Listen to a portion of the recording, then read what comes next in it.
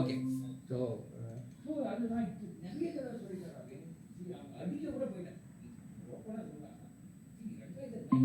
Otherwise நம்ம wait பண்ணுங்க, ஒரு 2 மினிட்ஸ் பார்க்கலாம், இன்னும் யாராவது வராங்களான்னு பார்த்துட்டு நம்ம ஸ்டார்ட் பண்ணிக்கலாம்.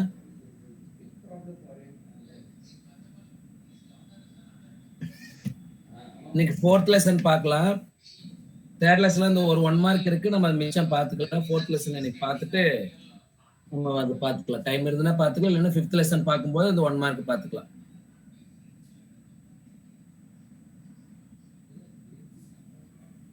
ஃபோர்த் லெசன் எடுத்துக்கங்க. ஒரு 2 மினிட்ஸ் வெயிட் பண்ணுவோம், யாராவது வர்றாங்கன்னா அவங்களே ஜாயின் பண்ணிக்கலாம். பார்த்துக்கலாம். நான் பேசுறது கேக்குதுல்ல?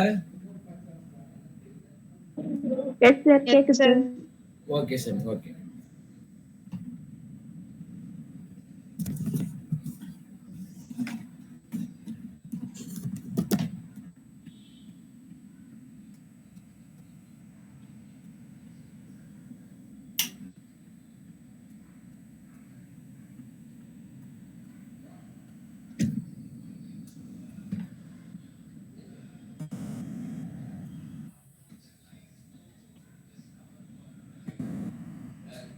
எஸ் சாமி, நம்ம ஸ்டார்ட் பண்ணிக்கலாம்.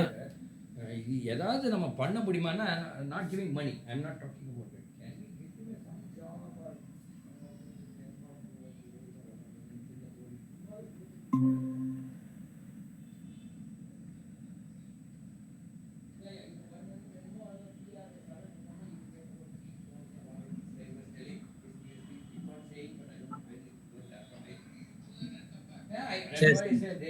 Fourth lesson surrender it and come back and then do whatever you want. 3 crores is big money. Fourth லெசன்ல ஃபர்ஸ்ட் 1 மார்க் நம்ம பார்த்துடலாம். கொஸ்டின் படிக்கிறீங்களா?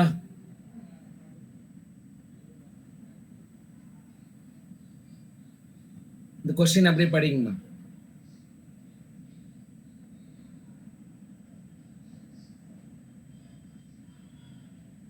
படத்தில் காட்டியுள்ளவாறு ஒரு எலக்ட்ரான் நேர்கோட்டு பாதை XYயில் இயங்குகிறது. கம்பி சுற்று ABCD எலக்ட்ரானின் பாதைக்கு அருகில் உள்ளது. கம்பி சுற்றில் ஏதேனும் மின்னோட்டம் தூண்டப்பட்டால் அதன் திசை யாது? ஸோ இதில் பார்த்தோம்னா இதில் டயக்ராம் வச்சு எக்ஸ்பிளைன் பண்ணிக்கலாம். படத்தில் காட்டியுள்ளவாறு ஒரு எலக்ட்ரான் வந்து நேர்கோட்டு பாதையில் இயங்குது.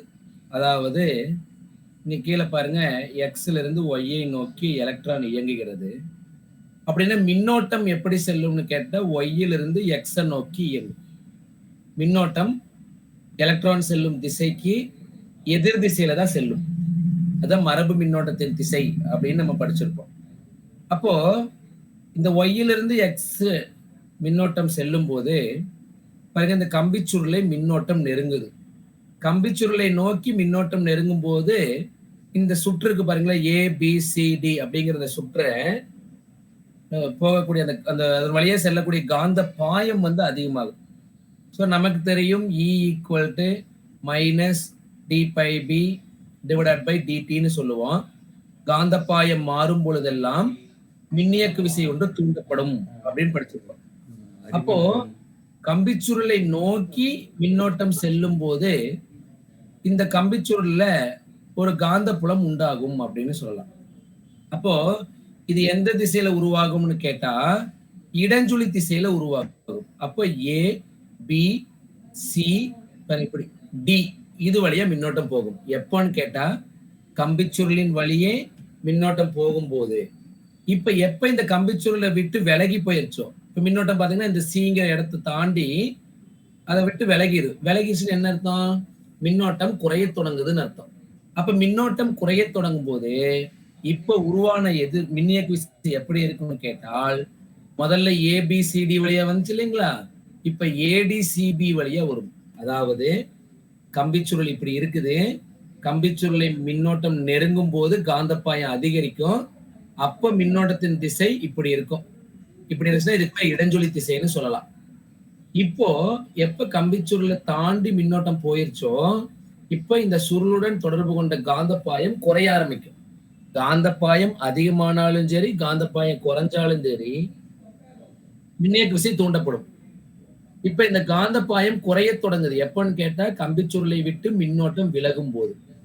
அப்போ கம்பிச்சுருளை நோக்கி போகும்போது ABCDங்கிற பாதையில போச்சுன்னா இப்போ ADCAங்கிற பாதையில போகும். So far, nothing has happened. Still, we can assume on this till 2 weeks back. அப்ப இதுல கவனிச்சீங்கன்னா ஆப்ஷனை பார்த்தா தெரிஞ்சிடும்.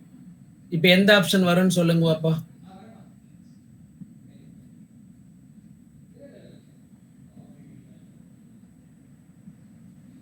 எலக்ட்ரான் கம்பிச்சுருளை கடக்கும் போது மின்னோட்டம் அதன் திசையை திருப்புகிறது அப்படின்னு சொல்லலாம். புக் பேக்ல என்ன ஆன்சர் கொடுத்துருக்காங்க பாருங்க, கரெக்டா கொடுத்துருக்காங்களான்னு பாருங்க. ஏ ஆப்ஷன் தாங்க சார் கொடுத்துருக்காங்க. A option. அதாவது இது வந்து ADCBங்கிறது என்னன்னு கேட்டா தூண்டப்பட்ட மின்னோட்டத்தின் திசை. சரிங்களா? அப்போ இந்த மின்னோட்டத்தின் திசை எப்படி இருக்குன்னு கேட்டா எலக்ட்ரான் ஆனது ஒய்யில் இருந்து எக்ஸை நோக்கி, இந்த சாரி எலக்ட்ரான் இல்ல, மின்னோட்டம் போயிட்டு இருக்கு இல்லையா? அப்ப இந்த எலக்ட்ரான் கம்பிச்சுருளை கடந்தது போயிடுச்சுன்னா மின்னோட்டம் என்ன ஆகுதுன்னு கேட்டா அதனுடைய திசையை மாத்திக்குதுன்னு அர்த்தம். அப்ப மின்னோட்டத்தின் திசை மாறும் பொழுது ABCDங்கிற திசையில போயிட்டு இருக்கிறது இப்ப ADCB அப்படிங்கிற திசையில மாறும் அப்படின்னு சொல்லலாம். சரிங்களா? கம்பிச்சுருளை கடக்கும் போது டவுட்னா கேளுங்க, அடுத்தது போயிடலாம். கம்பிச்சுருளை நோக்கி செல்லும் போதும் சரி, கம்பிச்சுருளை விட்டு விலகி போகும் போதும் சரி, காந்தப்பாய மாற்றத்தின் காரணமாக மின்னோட்டம் தூண்டப்படும். அப்படி தூண்டப்படக்கூடிய மின்னோட்டத்தினுடைய திசை தான் இதுல சொல்றாங்க. அப்ப எப்ப எலக்ட்ரான் கம்பிச்சுருளை விட்டு போகுதோ அப்ப மின்னோட்டம் குறைய தொடங்கும் அப்படின்னு சொல்லலாம். சரி, இரண்டாவது கொஸ்டின் பாருங்க. படத்தில் காட்டியுள்ளவாறு ஒரு மெல்லிய அரைவட்ட வடிவம் பாருங்க, PQR அப்படிங்கிற இடத்துல இப்படி இருக்கும். இந்த வடிவம் உள்ள ஆரம் உள்ள இந்த கடத்தும் சுற்ற இந்த காந்த புலத்துக்குள்ள செங்குத்தா உள்ளவாறு விழுகிறது அப்படின்ட்டாங்க. பாருங்க, இதுதான் காந்த புலத்தின் திசை. காந்த புலம் எப்படி கொடுத்துருக்காங்க பாருங்க, இன்டு மார்க் போட்டிருக்காங்க. கிராஸ் மார்க் போட்டாங்கன்னா தாளின் தளத்திற்கு குத்தாக உள்நோக்கி காந்த புலம் செயல்படுகிறதுன்னு அர்த்தம். இப்படி செயல்படக்கூடிய இந்த காந்த புலத்துக்குள்ள இந்த அரைவட்ட வடிவம் உள்ள கடத்தும் சுற்று ஒண்ணு விழுகுது. அப்படி விழுகும் போது அவங்க என்ன கேட்கறாங்க பாருங்க, அதன் வேகம் V உள்ள போது சுற்றில் உருவான மின்னழுத்த வேறுபாடு எப்படி இருக்கும் அப்படின்னு கேட்கறாங்க. அப்ப இங்க பாருங்க, இதுல அப்போ மின்னழுத்த வேறுபாடு நான் பாக்குறேன். Pல இருந்து Q, Qல இருந்து Rக்கு போகுதா இல்ல Rல இருந்து Qல இருந்து Pக்கு போகுதாங்கிறத நம்ம பார்க்கலாம்.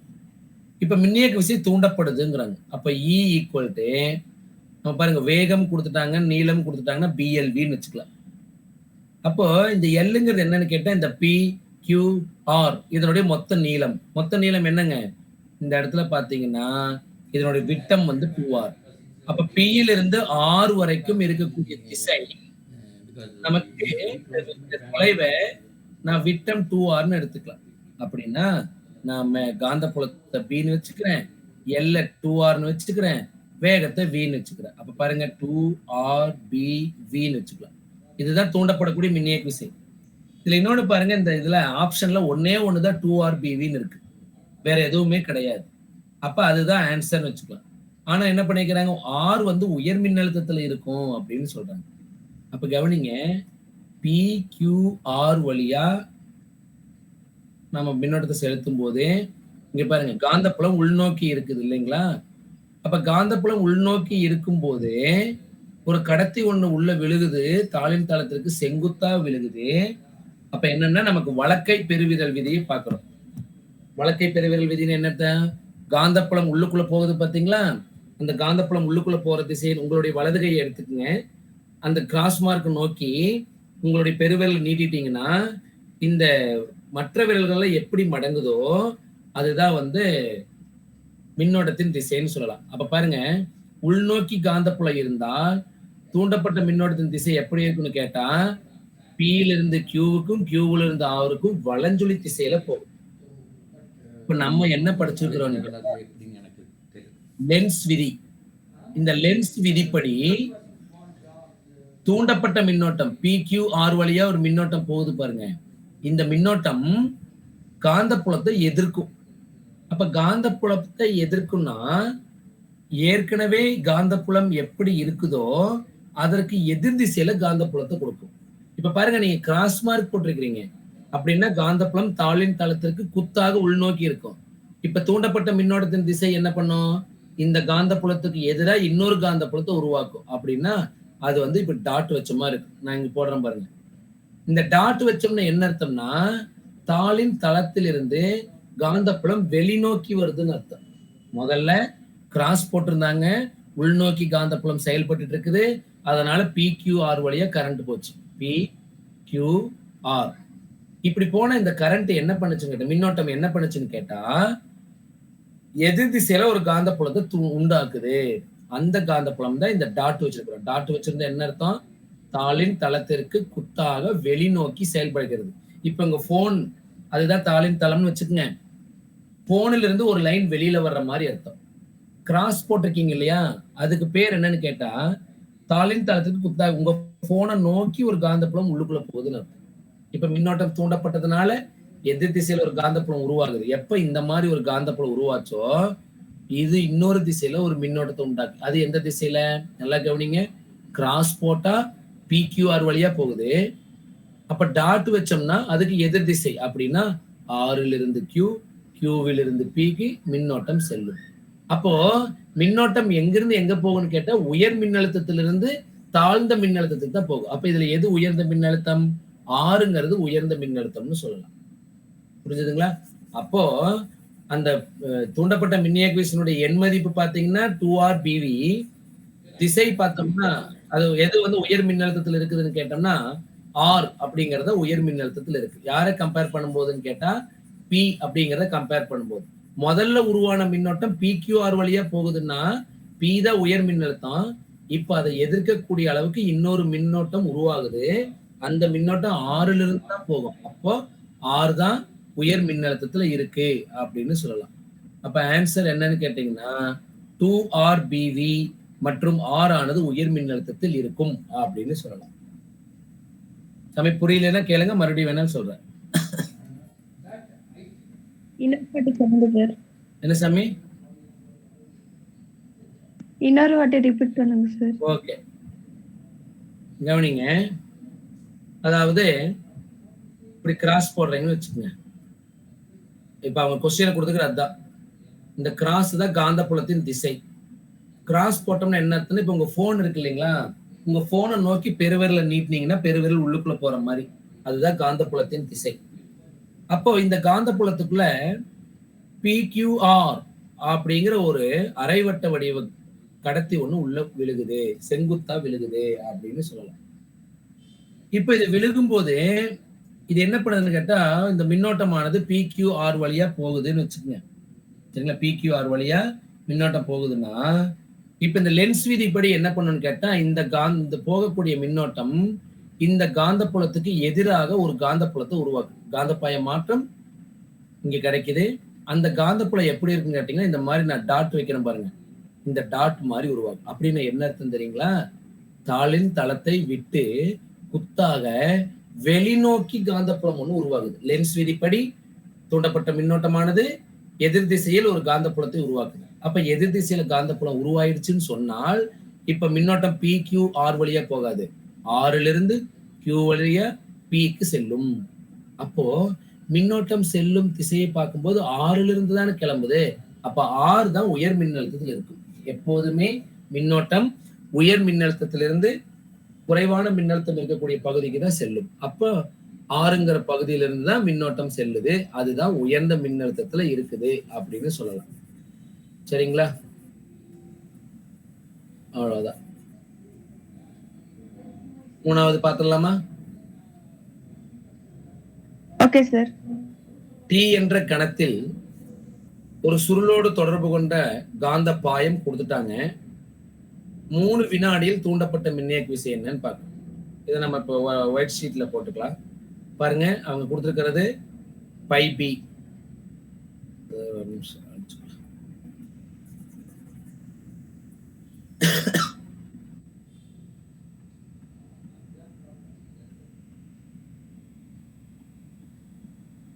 சரி, பாருங்க அவங்க கொடுத்தது πB. இதோட மதிப்பு என்னன்னு சொல்லுங்க. 10 டீயா question 10 t square We spoke to him அது இருக்கிற மாதிரி தெரியல எனக்கு. But we don't. Minus 50 t plus 250 இப்படின்னு கொடுத்துட்டாங்க. சரிங்களா? இப்போ இதை வேணா ஜூம் பண்றேன். ஜூம் பண்ண முடியலன்னு நினைக்கிறேன். சரி சார், ஜூம் பண்ண முடியல.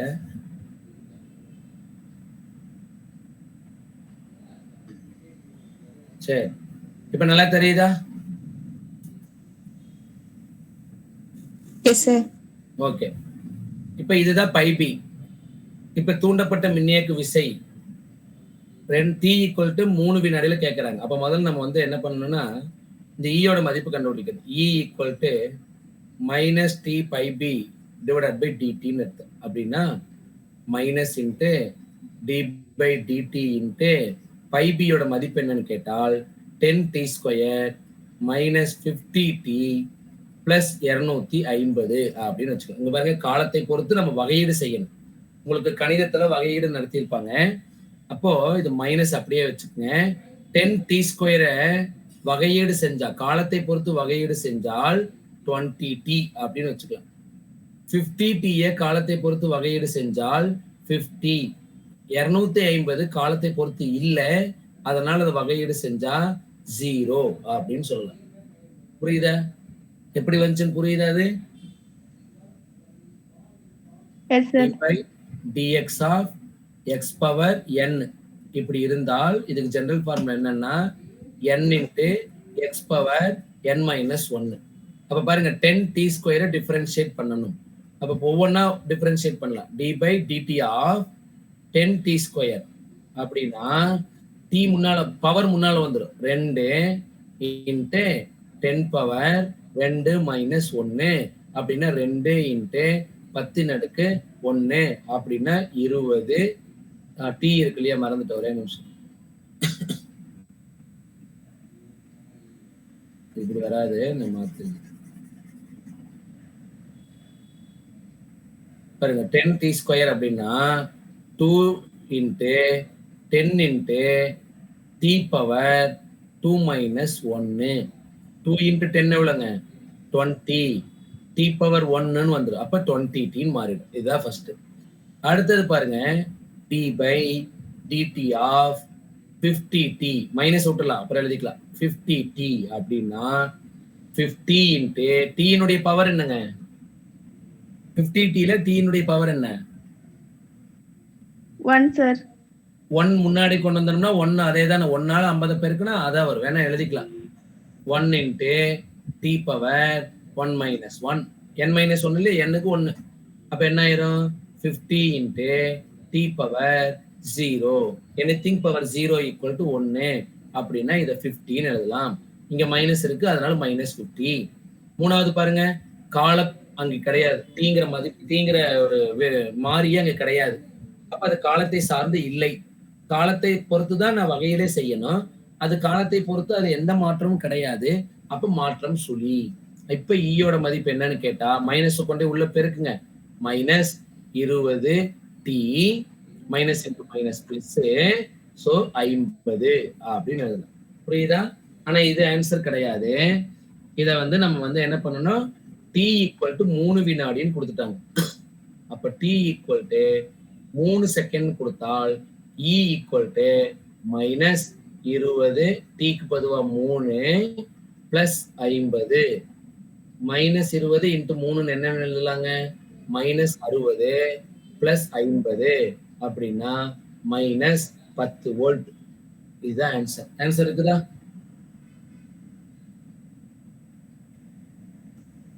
ஆன்சர் இருக்குதான்னு பாருங்க. Yes sir. எத்தனாவது ஆப்ஷனு? Second sir. அவ்வளவுதான். ஈஸியா இருக்குதா?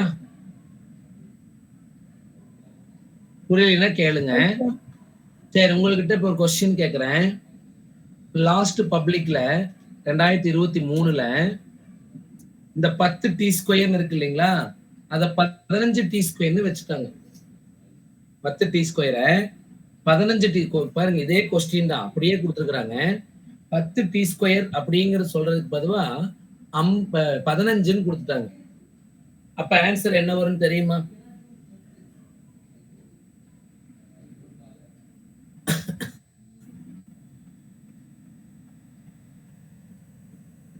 ஒயிட் போர்டில் வேணா சொல்லலாம். அடுத்த பேஜ் போய்க்கலாம். என்ன சொல்றாங்க? 5b equal to 15 t square minus 50 t plus 250. இப்படித்தான் நினைக்கிறேன். இந்த மாதிரி தான் கொடுத்து, ஆனால் புக் பேக் 1 மார்க் அப்படியே சேஞ்ச் பண்ணியிருந்தாங்க. இப்போ உங்ககிட்ட ஒரு ஆப்ஷன் நாங்களே கொடுத்துருக்குறேன். இப்போ இப்படி போட்டால் என்ன வரும்னு சொல்லுங்க. E equal to minus d by dt of phi b அப்படின்னு வச்சுக்கலாம். அப்போ minus d by dt of 15 t square minus 50 t plus 250 என்ன வரும்னு சொல்லுங்க. -40 வோல்ட் சார். ஓ, ஃபுல்லா ஆன்சரே போட்டீங்களா? சரி, ஸ்டெப் பை ஸ்டெப்பா சொல்லுங்க. மைனஸ் இன்ட்டு 50 டி ஸ்கொயரை காலத்தை பொறுத்து வகையிட்ட என்ன வருங்க?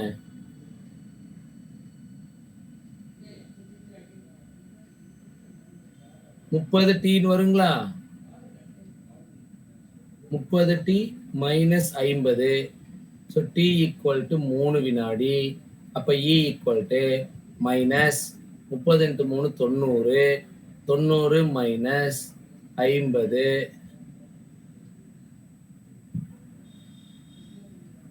அப்ப ஆன்சர் மைனஸ் 40 வோல்ட். கரெக்டா? சாமி கரெக்டா? Yes sir.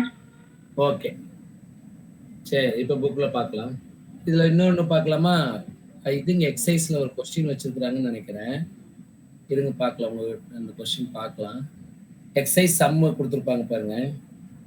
இங்க பாருங்க, இந்த கொஸ்டின் பாருங்க. இதை மட்டும் பார்க்கலாம். இதை அப்படியே ரீட் பண்ணுங்க. 3வது, ஒரு கம்பிக்கு செங்குத்தாக பாயும் காந்தப்பாயம் நேரத்தின் சார்பாக உள்ளது. அது by t is equal to 2t cube plus 4t square plus 8t plus 8 weber ஆகும். கம்பிச்சுள்ளின் மின்தடை 5 வோல்ட் ஓம் எனில் t is equal to 3s நேரத்தில் கம்பிச்சுருள் வழியே தூண்டப்பட்ட மின்னோட்டத்தை கணக்கிடுக. சரி, இதை நம்ம ட்ரை பண்ணி பார்க்கலாம். கவனிங்க, என்ன கொடுத்துருக்குறாங்கன்னு கேட்டால், காலத்தை பொறுத்து, அதாவது நேரத்தை பொறுத்து சொல்றாங்க இல்லையா, பைபியோட மதிப்பு என்ன சொன்னாங்க சம்ல பாருங்க. Sir 2t cube plus 4t square plus எவ்வளோமா? 8t sir 8t plus 8 plus 8 sir 8. Okay, ஆமாங்க சார். வேற என்ன கொடுத்துருக்குறாங்கன்னா, t ஈக்குவல் டு 3 வினாடி, R 5 ஓம்னா மின்னோட்டம் என்னன்னு கேட்குறாங்க. அப்போ முதல்ல நமக்கு மின்னியக்கு விசை கண்டுபிடிக்கணும். இப்போ E ஈக்குவல் டு, நீங்க தான் சொல்ல போறீங்க. நீங்க சொல்ல நான் எழுதுவேன். d pi b divided by dt minus into d by dt of pi b க்கு என்ன எழுதிக்கலாம்? 2t cube plus 4t square plus 8t plus 8. இப்ப சொல்லுங்க பாப்பா. மைனஸ் 2t cubed காலத்தை பொறுத்து வகையிட்டால் 8 சார். 8 எப்படிமா வரும்? 8t square 2t cube. அப்படி வராதுமே. பவர் 3 தான் இருக்கு. 3 முன்னாடி வந்தா 3 2 6 தானே வரும். 6t ஸ்கொயர் தானே வரும். புரியுதா? பிளஸ் ரெண்டாவது என்ன வருங்க? 8t sir. 8t. மூணாவது 8 சார். 8. நாலாவது 0 சார். 0.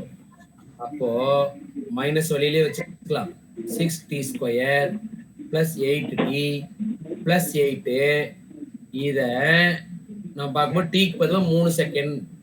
அப்ப மைனஸ் t ஸ்கொயர் பண்ணோம்னா 3 ஸ்கொயர் பண்ணா 9. 9 6 54.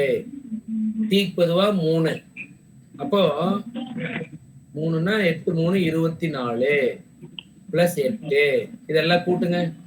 அப்ப E ஈக்குவல் டு மைனஸ் 54 74 78 96 வருதா? Yes sir. 32 36 இல்ல 86 தான் வருதா? ஆமாங்க சார். 86 தான் வரும். 86 86. இதனுடைய எண் மதிப்பு மட்டும் வேணும்னா நம்ம 86ன்னு எழுதிக்கலாம். மைனஸ் தேவையில்லை. இப்ப என்ன கேட்கறாங்கன்னா ஐ கேட்கறாங்க. நமக்கு தெரியும் ஓம் விதிப்படி V ஈக்குவல் டு IR. இல்லைன்னா இத E ஈக்குவல் டு புக்ல நமக்கு எப்சிலான் கொடுத்துருப்பாங்க. Epsilon equal to IR. So I equal to E/Rன்னு சொல்லணும். ஈயோட மதிப்பு என்ன? 86. ஆரோட மதிப்பு 5. 8ல ஒரு தடவை 5 மிச்சம் 3. 36ல 7 5 35 மிச்சம் 1.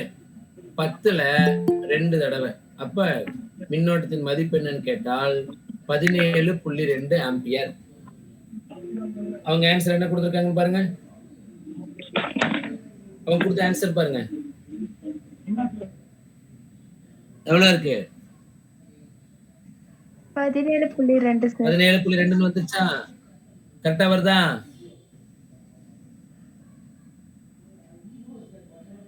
சரி, அடுத்த 1 மார்க் பார்க்கலாம். 4வது 1 மார்க் பாருங்க.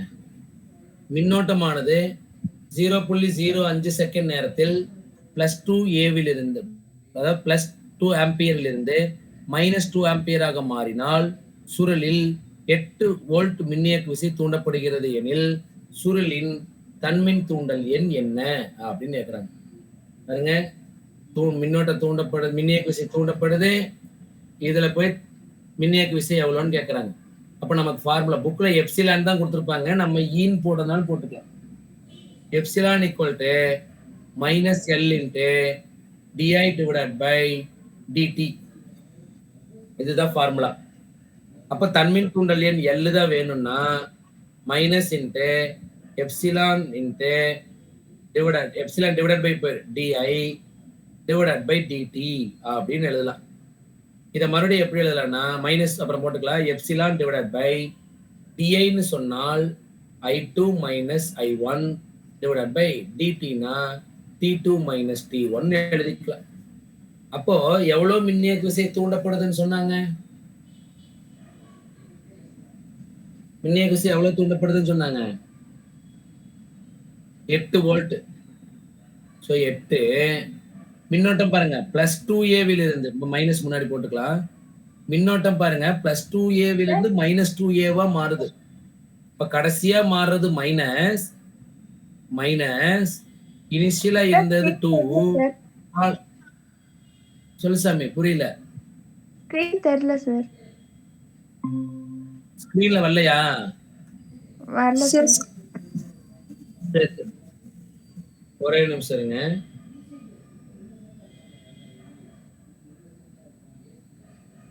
இப்ப தெரியுதா? இப்ப எழுத தெரியுதா? இல்லைங்க சார். அப்படியா? ஒரே நிமிஷம்.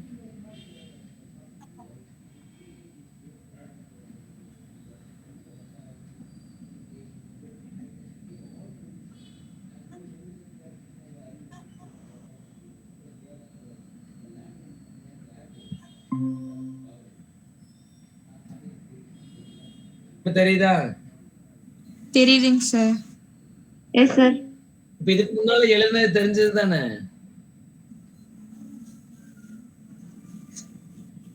இல்லைங்க சார். இப்ப நாலாவது ஒன் மார்க் எழுதும் போது தானே தெரியல, அதுக்கு முன்னால எழுதுனால தெரிஞ்சது இல்லைங்க. அப்போலாம் தெரிஞ்சுங்க சார். ஓகே ஓகே சரி ஓகே. இப்ப பாருங்க, epsilon equal to minus L into di divided by dt அப்படின்னு எழுதிக்கலாம். இப்ப எனக்கு எல் தான் கேட்கறாங்க, தன்மின் தூண்டல் எண். அப்போ minus epsilon divided by di by dt அப்படின்னு எழுதிக்கலாம். இதை மறுபடியும் எப்படி எழுதலாம்னா மைனஸ் எப்சிலான் டிவைடட் பை, ரெண்டு விதமான மின்னோட்டம் கொடுத்துருக்குறாங்க, அதனால ஃபைனல் மைனஸ் இனிஷியல், அதாவது I2 மைனஸ் I1 அப்படின்னு எழுது, டிவைடட் பை காலம். அப்போ மைனஸ் எப்சிலானுக்கு பொதுவாக 8 வோல்ட்னு அவங்களே கொடுத்துட்டாங்க. I2 எவ்வளோன்னு கேட்டா பிளஸ் 2A மைனஸ் 2A மாறுது, அப்படின்னா இறுதி வந்து -2 மைனஸ் தொடக்கமும் 2 டிவைடட் பை காலம் எவ்வளவு கொடுத்துருக்காங்கன்னு பாருங்க 0.05ன்னு வச்சுக்கிறேன். அப்போ கவனிங்க, -8 டிவைடட் பை -2 -2 -4 டிவைடட் பை 0.05ன்னு வச்சுக்கலாம். அப்ப பாருங்க இந்த 0.05 மேல கொண்டு போய்க்கலாம். So -8 into 0.05 divided by -4, minus minus cancel ஆயிடும். இந்த 4 8 கேன்சல் பண்ணீங்கன்னா 2. அப்ப பாருங்க 0.05 2ஆல பெருக்குனீங்கன்னா 0.1 அப்படின்னு எழுதலாம். 0.1 ஹென்றி, தன்மின் தூண்டல் எண்ணின் அலகு ஹென்றி அப்படின்னு சொல்லலாம். ஆன்சர் இருக்குதா?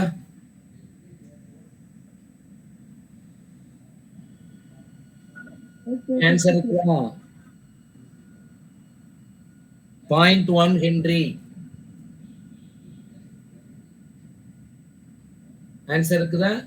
எஸ் சரி, நான் இப்ப எழுதுறது பெருசா தானே தெரியுது? இருக்குங்க சார். நான் எழுதுறது பெருசா தானே தெரியுது?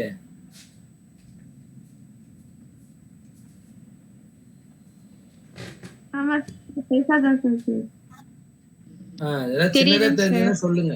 நான் ஜூம் பண்ணி தான் வச்சிருக்கிறேன், சின்னதா தெரிஞ்சதுன்னா சொல்லுங்க. சரியா? சரி, அடுத்தது போயிடலாம். அடுத்த 1 மார்க் பாருங்க, இதை நம்ம புக்லயே பார்த்துக்கலாம். இங்க பாருங்க, படத்தில் காட்டியுள்ளவாறு ஒரு சுருளி மின்னோட்டம் மின்னோட்டம் I நேரத்தை பொறுத்து மாறுகிறது. பாருங்க, இது காலம். இந்த காலத்தை பொறுத்து இந்த மின்னோட்டம் மாறுது. முதல்ல பாருங்க 0விலிருந்து T/4 வரைக்கும் இப்படி போகுது, அப்புறம் T/4ல இருந்து T/2 வரைக்கும் இப்படி போகுது, அப்புறம் T/2ல இருந்து 3T/4 வரைக்கும் இப்படி இறங்குது. இப்ப ஜாயின் பாருங்க, மின்னோட்டம் அப்படின்னு சொல்லும் போது காலத்தை பொறுத்து மாறுது. ஆனா இதுக்கு எந்த இடத்துல நம்ம சாய்வு கண்டுபிடிச்சாலும் அது மாறாத மதிப்பு. அப்படின்னா இந்த மின்னோட்டம் சீரான மின்னோட்டமா போகுது. ஏன்னா காலத்தை பொறுத்து அதிகரித்து கொண்டே போகிறது. அப்ப இந்த காலம் அதிகரிக்க அதிகரிக்க மின்னோட்டமும் அதிகரிச்சதுன்னா அதுக்கு பேர் சீரான மின்னோட்டம் அர்த்தம்.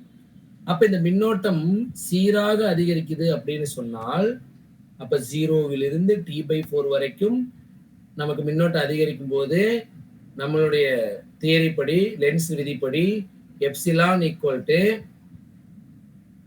மைனஸ் d5b டிவைடட் பை டிடின்னு சொல்லலாம். அப்போ இந்த காந்தப்பாயம் அதிகரிக்குது, அதனால மின்னியக்கு விசை தூண்டப்படுது. அப்படி தூண்டப்படும் பொழுது இந்த நேர்குறியில மின்னோட்டம் அதிகரிச்சதுன்னா, சீராக அதிகரிக்குது அப்படின்னு சொன்னால் மின்னியக்கு விசை பார்த்தீங்கன்னா பாருங்க 4 ஆப்ஷன் கொடுத்துருக்குறாங்க. இதுல கண்டிப்பா 2வது ஆப்ஷன் வராது. பி ஆப்ஷன் இருக்குங்க இல்லைங்களா, இந்த பி ஆப்ஷன் வராது, சி ஆப்ஷனும் வராது. ஏன்னா இது பாருங்க, மின்னோட்டம் அது எப்படி போகுதோ அதே மாதிரி மின்னியக்கு விசையும் வச்சிருக்கிறாங்க.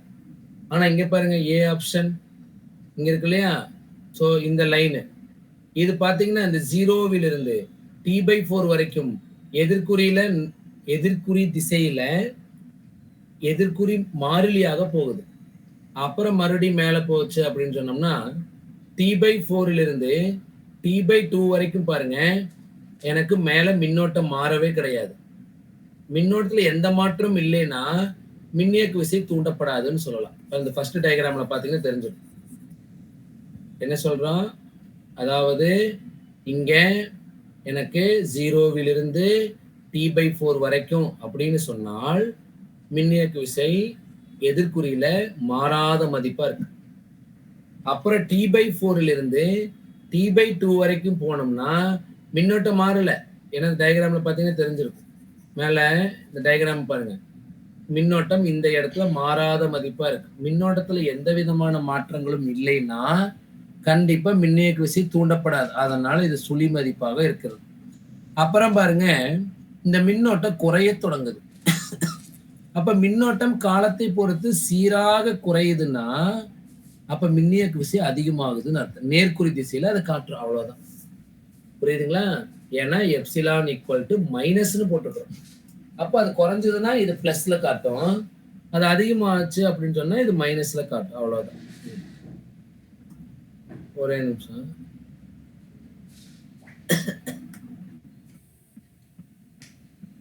இந்த பேஜ் சரி. அப்ப ஆன்சர் வந்து பாத்தீங்கன்னா ஃபர்ஸ்ட் ஆப்ஷன் தான். இதே வந்து இந்த 4வது ஆப்ஷன் பாத்தீங்கன்னா நம்ம சொன்னதுக்கு அப்படியே எதிரா இருக்குது. அதனால 4வது ஆப்ஷன் வராது. 3வது ஆப்ஷன் கண்டிப்பா வராது. 2வது ஆப்ஷனும் கண்டிப்பா வராது. அப்ப ஆன்சர் வந்து ஃபர்ஸ்ட் ஆப்ஷன் தான் அப்படின்னு சொல்லலாம். சரிங்களா? புரியலன்னா கேளுங்க, மறுபடியும் வேணாலும் சொல்றேன். இது லென்ஸ் விதிப்படி நம்ம பார்க்கிறோம். லென்ஸ் விதிப்படி தூண்டப்பட்ட மின்னியக்கு விசை எப்போதுமே மின்னோட்ட மாற்றத்திற்கு எதிராகத்தான் இருக்கும். ஸோ அதனுடைய திசையை தான் நம்ம இதில் பார்க்குறோம். அப்போ நமக்கு வந்து அந்த கிராஃபா வரைஞ்சு காட்டும் போது மின்னோட்டம் நேர்குறி திசையில் அதிகமாச்சுன்னா மின்னியக்கு விசை எதிர்குறி திசையில போயிட்டு இருக்கு. மின்னோட்டம் சீரானதாக இருந்தால் மின்னியக்கு விசை மாறாததாக இருக்கும், அவ்வளவுதான். சரி, புரியலன்னா கேளுங்க, நான் மறுபடியும் வேணாலும் சொல்றேன். 6வது 1 மார்க் பார்த்துடலாம். புரியலன்னா நீங்க கேட்டா தான் நான் சொல்ல முடியும். அதனால புரியலன்னா எனக்கு உங்களுக்கு தெரியாது இல்லையா, புரியல அப்படிங்கறத நீங்க சொன்னீங்கன்னா நான் மறுபடியும் வேணாலும் எக்ஸ்பிளைன் பண்ணுவேன். சரி, கவனிங்க. 6வது கொஸ்டின் என்ன கொடுத்துருக்காங்கன்னு பாருங்க. 4 சென்டிமீட்டர் ஸ்கொயர் குறுக்குவெட்டு பரப்பு கொண்ட ஒரு வட்ட கம்பிச்சுருள் ஒன்று 10 சுற்றுகளை கொண்டது. அது சென்டிமீட்டருக்கு 15 சுற்றுகளும் 10 சென்டிமீட்டர் குறுக்குவெட்டு பரப்பும் கொண்ட 1 மீட்டர் நீண்ட வரிச்சுருளின் மையத்துல வைக்கப்பட்டது. இதுதான் வரிச்சுருள். இதுக்குள்ள கொண்டு போய் இன்னொரு கம்பிச்சுருளை வச்சுட்டாங்க. இப்ப என்ன கேட்கிறாங்கன்னா, கம்பிச்சுருளின் அச்சானது வரிச்சுருளின் அச்சுடன் பொருந்துகிறது. அதாவது இப்படி இருக்கக்கூடிய கம்பிச்சுருளுக்குள்ள இப்படி இருக்கக்கூடிய இன்னொரு கம்பிச்சுருளை கொண்டு உள்ள வச்சிருக்கிறாங்க, அவ்வளவுதான். ஒரு கம்பிச்சுருளுக்குள்ள இன்னொரு கம்பிச்சுருள், ரெண்டுக்கும் அச்சு வந்து பொதுவாக இருக்கு. அச்சுன்னா இப்படி நேரம் இப்படி வரையணும் பாருங்க, இப்படி இருக்குதா, இப்படி இருக்கிறதுக்கு நேரம் ஒரு கோடு வரைஞ்சோம்னா இதுதான் அச்சு அப்படின்னு சொல்லலாம். இந்த அச்சு வந்து ரெண்டுக்கும் பொதுவா இருக்குதுன்னா என்ன கேட்கறாங்கன்னா, பரிமாற்று மின் தூண்டல் எண் என்னன்னு கேட்கறாங்க. சரி, இப்ப நம்ம அங்க போட்டுக்கலாம். நல்லா கவனிங்க. பரிமாற்று மின் தூண்டல் எண் கண்டுபிடிக்கணும்னா M = சரிங்களா? இது நம்ம புக்ல தியரியில எக்ஸ்பிளைன் பண்ணியிருப்பாங்க. ஸோ M = μ0 N1, ஏதாவது இப்படி இருக்கு ஃபார்முலா நம்ம புக்ல. அதாவது M = μ0 N1 N2 A LA அப்படின்னு இருக்கும். இதை கொஞ்சம் நம்ம மாத்தி எழுதலாம். அதாவது ஸ்மால் nங்கிறத கேபிட்டல் N/Lன்னு எழுதலாம். இப்ப பாருங்க, μ0 ஸ்மால் n1 என்னன்னு எழுதலாம், capital 1 divided by L. n2 என்னன்னு எழுதலாம், capital N2 divided by L. Already என்ன இருக்கு, A × L. இந்த L இந்த L கேன்சல் ஆகும். அப்படின்னா μ0 N1 N2 A divided by L அப்படின்னு வச்சுக்கலாம். இப்போ இங்க கவனிங்க, இதெல்லாம் சப்ஸ்டியூட் பண்றோம். இது எல்லாத்தையும் நம்ம சப்ஸ்டியூட் பண்ண போறோம். அப்ப கவனிங்க, μ0ஓட மதிப்பு நல்லா கவனிங்க, இங்க எழுதிக்கலாமா சைட்ல. μ0ஓட மதிப்பு 4π × 10⁻⁻7 N1 N2 அப்படின்னு கொடுத்துருக்காங்க. N1 எவ்வளவு கொடுத்துருக்காங்க பாருங்க, 15 சுற்றுகள், அதாவது சென்டிமீட்டருக்கு 15 சுற்றுகள். So 15 divided by centimetre. நம்மளுக்கு மீட்டருக்கு வேணும். அப்ப அப்ப இது என்ன பண்ணலாம் அப்படின்னா இதை எழுதும்போது 15 டிவைடட் பை 10⁻⁻2 மீட்டர். 10⁻⁻2 மேல போச்சுன்னா 10⁻+2 அப்படின்னா 1500 அப்படின்னு சொல்லலாம். இதுதான் N1. N2 பாருங்க. இப்போ முதல்ல 10 நல்லா கவனிங்க, நான் இதை மாத்தி எழுதிட்டேன். முதல்ல 10ன்னு கொடுத்துட்டாங்க அவங்களே.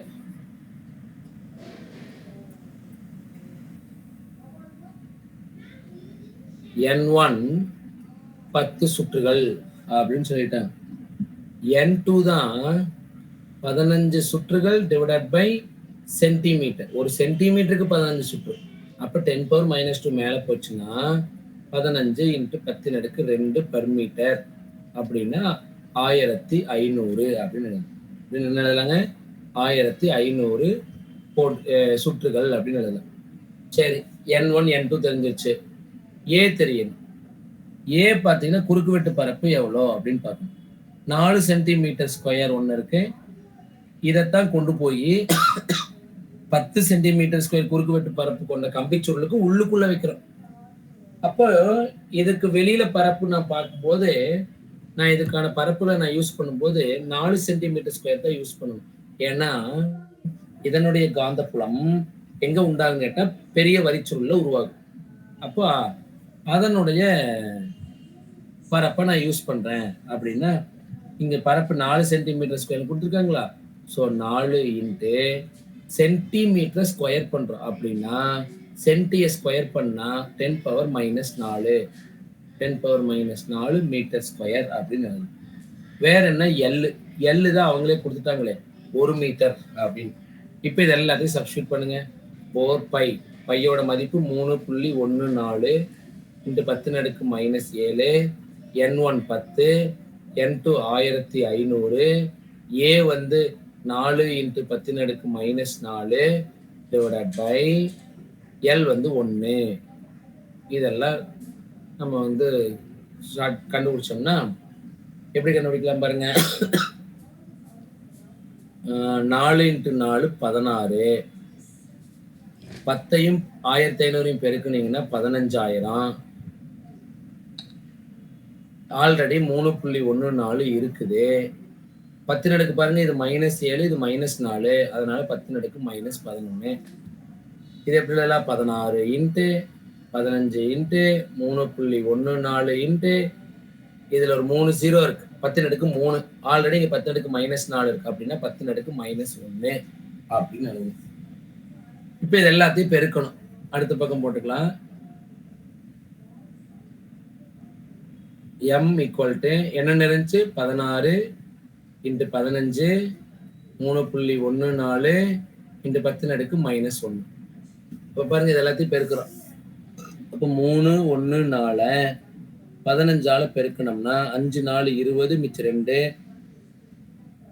5 ஒரு தடவை பெருக்கினா 5 2 7 5 3 15. அப்போ 1 314ஆல பெருக்கினா 314. 0 7 4 11 மிச்சம் 1 5 6 7 3 1 4 3.14 தானே பெருக்கணும். 2 ஸ்தானம் தள்ளி புள்ளி வைக்கணும். ஸோ 47.10. இதை 16ஆல பெருக்கணும். 6 0 0 1 6 7 6 42 மிச்சம் 4 4 6 24 28. ஒரு தடவை பெருக்கினா 0 1 7 4. இது எல்லாத்தையும் கூட்டணும். 0 6 3 8 7 15 மிச்சம் 1 3 4 7. எத்தனை ஸ்தானம் தள்ளி புள்ளி வைக்கணும்? 2 ஸ்தானம் தள்ளி புள்ளி வைக்கணும். அப்போ 753 வருது. பாருங்க, இங்க என்ன எழுதுவோம்? 7 5 3.6 × 10⁻⁻1. இந்த ஒரு புள்ளியை மறுபடியும் தள்ளி வைங்க. அப்ப 7 5.36 ஹென்ரின்னு எழுதலாம். இப்படி ஒரு ஆப்ஷன் இல்ல இருக்குதான் பாருங்க. இப்படி இல்ல. ஆனா இந்த 6 5 விட அதிகம், அதனால 3 கூட ஒண்ணு கூட்டினோம்னா 75.4 ஹென்றி அப்படின்னு இருக்கு. ஈஸியா இருக்குதா? அது இந்த கொஸ்டின் புரியுதா? 7.54 இருக்குதா?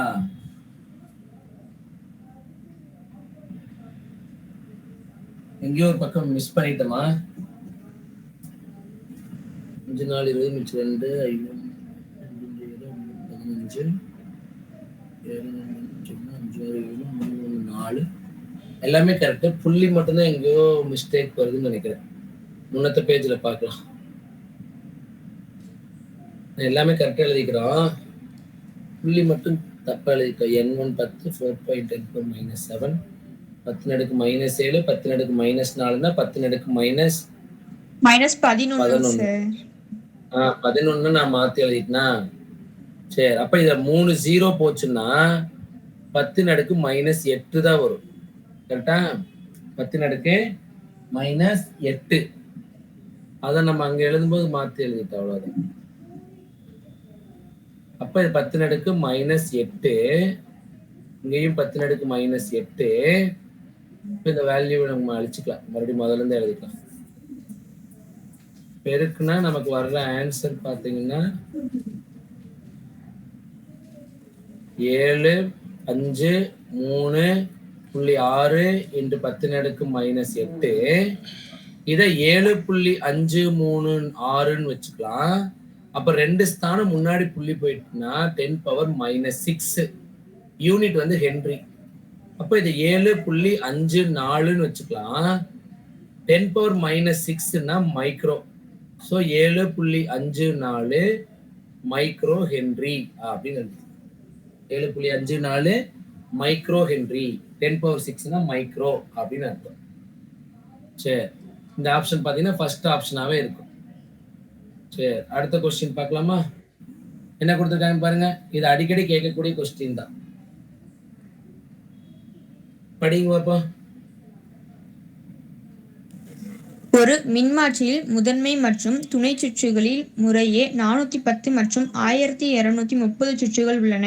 முதன்மை சுருளில் உள்ள மின்னோட்டம் 6A எனில் துணை சுருளில் மின்னோட்டமானது 6A அப்படின்னு சொல்லக்கூடாது, 6 ஆம்பியர் அப்படின்னு சொல்லணும்.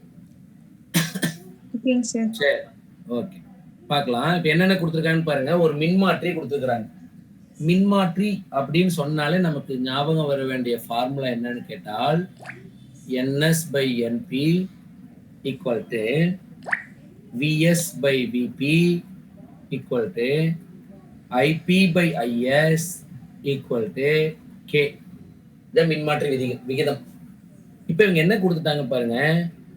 NP கொடுத்துட்டாங்க 410, NS கொடுத்துட்டாங்க 1230.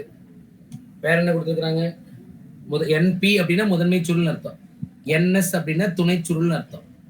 அப்ப முதன்மை சுருள் 410, துணை சுருள் 1230 கொடுத்துட்டு முதன்மை சுருளில் மின்னோட்டம் கொடுத்துட்டாங்க. அப்படின்னா IP வந்து 6 ஆம்பியர்னா துணை சுருள்ல மின்னோட்டம் என்னன்னு கேட்கறாங்க.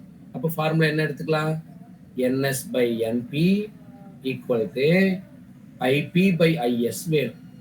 நமக்கு தேவை IS தான் வேணும். IS மட்டும் இந்த பக்கம் கொண்டு வந்துட்டீங்கன்னா எப்படி எழுதிக்கலாம்? IP × NP/NS அப்படின்னு எழுதலாம். IP எவ்வளவு? 6. NS NP எவ்வளவு? 410. NS எவ்வளவுங்க? 1230. 1230ல எத்தனை 410 இருக்குன்னு தெரியுமா?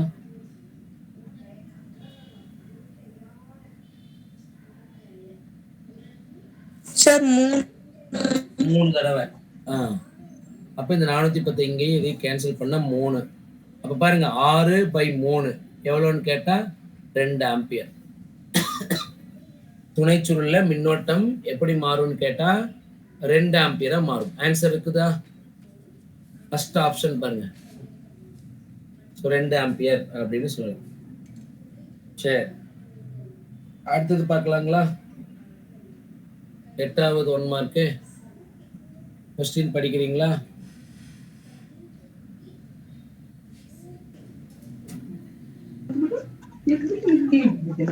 ஒரு இறக்கு மின்மாற்றி மின்மூலத்தின் மின்னழுத்தம் வேறுபாட்டை 220 வோல்ட்டில் இருந்து 1 வோல்ட்டாக குறைகிறது மற்றும் மின்னோட்டத்தை 11 வோல்ட்டாக குறைகிறது மற்றும் மின்னோட்டத்தை 6 ஆம்பியரில் இருந்து 100 ஆம்பியராக உயர்த்துகிறது. அதன் பயனுறு திறன் மின்மாற்றிக்கு பயனுறு திறனை கேட்கறாங்க. நமக்கு மின்மாற்றியை பொறுத்த வரைக்கும் அதனுடைய பயனுறு திறனை கண்டுபிடிக்கணும்னா ஈட்டா ஈக்குவல் டு நம்ம புக்ல இருக்கு வெளியீடு திறன் டிவைடட் பை உள்ளீடு திறன் அப்படின்னு சொல்லுவோம். ஸோ வெளியீடு அப்படின்னு சொன்னா துணைச்சொல் அப்படின்னா என்ன எழுதலைன்னா VS into IS divided by உள்ளீடு திறன் அப்படின்னு சொன்னால் விபி இன்ட்டு ஐபி. இப்போ எனக்கு ஈட்டா கண்டுபிடிக்கணும்னா VS IS divided by VP ஐபின்னு சொல்லிட்டாங்க. இப்போ பாருங்க இறக்கு மின்மாற்றின்னு சொல்லிட்டாங்க. இறக்கு மின்மாற்றி அப்படின்னு சொன்னா துணைச்சுருள்ல இருக்கக்கூடிய மின்னழுத்தம் முதன்மை சுருள்ல இருக்கிறத விட கம்மியா தான் இருக்கும், மின்னோட்டம் அதிகமா இருக்கும். அப்ப பாருங்க துணைச்சுருள்ல மின்னோட்டம் எவ்வளவு, மின்னழுத்தம் எவ்வளவுங்க 220 11 குறைக்குதுன்ட்டாங்க. அப்ப விஎஸ் வந்து 11, ஓகே. விபி வந்து 220. மின்னோட்டம் பாருங்க 6ல இருந்து 100 மாறுது. அப்போ ஐஎஸ் வந்து 100, இது வந்து 6. இப்ப என்ன பண்ணலாம்னா இந்த 0வை இந்த 0வை கேன்சல் பண்ணலாம். இந்த 11ஐயும் இந்த 22ஐயும் கேன்சல் பண்ணா 2. அப்படின்னா ஆன்சர் 10/6 2ஐயும் பெருக்குன்னா 12. அப்ப 10ல எத்தனை 12 இருக்கும்? இல்ல. அப்ப 0ன்னு வச்சீங்கன்னா இப்ப 100ன்னு ஆயிரும். 100ல எத்தனை 12 இருக்கும்?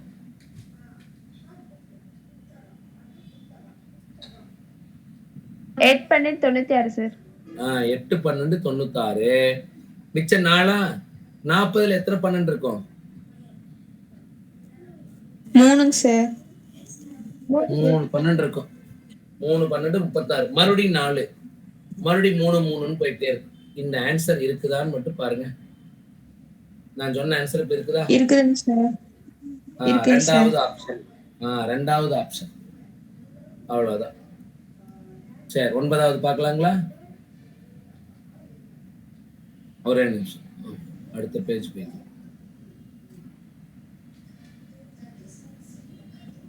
9வது 1 படிங்க. ஒரு மின்சுற்றில் ஆர், எல், சி மற்றும் ஏசி மின்னழுத்த மூலம் ஆகிய அனைத்தும் தொடராக இணைக்கப்பட்டுள்ளன. எல் ஆனது சுற்றிலிருந்து நீக்கப்பட்டால் மின்னழுத்த வேறுபாடு மற்றும் மின்னோட்டம் இடையே உள்ள கட்ட வேறுபாடு /3 ஆகும். மாறாக சி ஆனது நீக்கப்பட்டால் கட்ட வேறுபாடானது மீண்டும் /3 என உள்ளது. சுற்றின் திறன் காரணி. சுற்றினுடைய திறன் காரணி கேட்கிறாங்க. இப்ப நமக்கு திறன் காரணி அப்படிங்கறது கண்டுபிடிக்கணும்னா திறன் காரணி அப்படின்னா காஸ் பைன்னு அர்த்தம். Cos by equal to R/Z எழுதலாம். காஸ் பையோட மதிப்பு R/3, R/Z எழுதலாம். அப்ப எனக்கு R தெரியும், Z தெரியாது. இப்ப என்ன சொல்லிட்டாங்கன்னா நமக்கு இப்படி ஒரு ஃபார்முலா இருக்கு. கட்டக்கோணம் கண்டுபிடிக்கணும் அப்படின்னா by equal to tan inverse of XL minus XC divided by R அப்படின்னு வச்சுக்கணும். XC மைனஸ் XLனாலும் வச்சுக்கலாம், XL மைனஸ் XCனாலும் வச்சுக்கலாம். XLங்கிறது என்னன்னு கேட்டா மின்தூண்டியின் மின்மறுப்பு அப்படின்னு சொல்லலாம். அப்ப பாருங்க முதல்ல என்ன பண்றாங்கன்னா எல் நீக்கப்படுதுன்ட்டாங்க. எல் நீக்கப்பட்டால் அப்ப பையோட மதிப்பு என்னன்னு பாருங்க tan இன்வர்ஸ் ஆஃப் எல்ல நீக்கிட்டாங்க, எக்ஸ்எல் தூக்கிடுறோம். இப்ப மைனஸ் எடுத்துடலாம். வெறும் எக்ஸி மட்டும் தான் மைனஸ் போடணும்னு அவசியம் இல்லை. அப்ப இந்த மதிப்பை XC/Rன்னு எழுதிக்கலாம். இதுதான் அவங்க என்ன கொடுத்துட்டாங்கன்னா π/3ன்னு கொடுத்துட்டாங்க. ரெண்டாவது என்ன கொடுத்துட்டாங்கன்னா சி நீக்கப்பட்டால் மின் தேக்கியை நீக்கிறோம் அப்படின்னாலும் பையோட மதிப்பு பார்த்தீங்கன்னா tan இன்வர்ஸ் ஆஃப் இப்ப சியை நீக்கிட்டோம்னா எல் தான் இருக்கும். அப்ப XL/Rன்னு எழுதிக்கலாம். இதோட மதிப்பும் π/3 அப்படின்னு. ரெண்டுத்தினுடைய மதிப்பும் சமம்னா XCயும் சரி XCLம் XCயும் சமம்னு அர்த்தம். இந்த இடத்துல ரெண்டுக்குமே π/3 π/3ன்னு இருக்கு. ரெண்டையுமே 6ஆல தான் வகுக்கிறோம். அப்படின்னா எக்ஸ்சியும் எக்ஸ்எல்லும் ஈக்குவலா இருந்திருக்கணும். அப்போ இசட்டோட மதிப்பு பார்க்கலாம். Z equal to square root of R square plus XL minus XC the whole square. இது நம்ம புக்ல இருக்கு. ஆர்எல்சி அப்படிங்கிற ஒரு 5 மார்க்ல இது இருக்கு. இப்ப நான் எக்ஸ்எல் எக்ஸ்சி ஈக்குவல்னு சொல்லிட்டேன்னா அப்ப இந்த மதிப்பு என்ன ஆகுன்னு சொல்லுங்க. நான் அண்டர்லைன் பண்ணிக்கிற மதிப்பு என்ன ஆகுன்னு சொல்லுங்க.